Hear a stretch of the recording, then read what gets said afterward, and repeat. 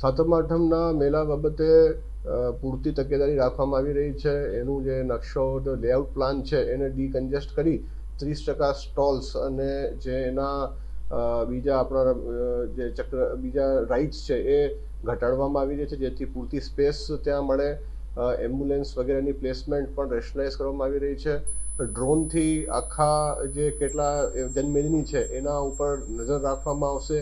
દરેક સ્ટોલ ઉપર fire extinguisher ફરજિયાત રાખવામાં આવશે. સીસીટીવી જે છે એની સંખ્યા વધારવામાં આવી છે, જેથી જેમ જનમેદનીની સંખ્યા જે કેપેસિટી કરતાં સરખામણીમાં આવે તો એડવાન્સમાં આપણે 3 લેયરની સિક્યુરિટી રાખી પબ્લિકની એન્ટ્રી બંધ કરી શકીએ.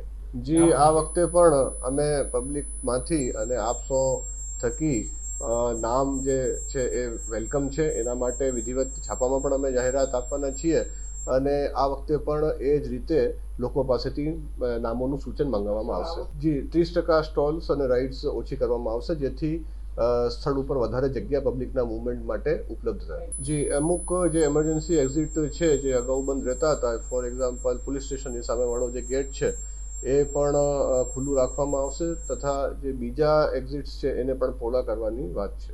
જી, મેં અગાઉ કીધું કે ડ્રોનથી આખી જનમેદની ઉપર નજર રાખવામાં આવશે. 3 લેયર સિક્યુરિટી અરેન્જમેન્ટ થકી જેમ એની કેપેસિટી ગ્રાઉન્ડની એના નજીક ભરાવાનું દેખાશે, આપણે પછી પબ્લિકની એન્ટ્રી રેગ્યુલેટ કરશું. જી, એમાં પણ હાઈકોર્ટની સૂચનાઓ, સરકારના બધા ધારાધોરણો એ બધાના ચુસ્તપણે નિયમ પાલન કરવામાં આવશે.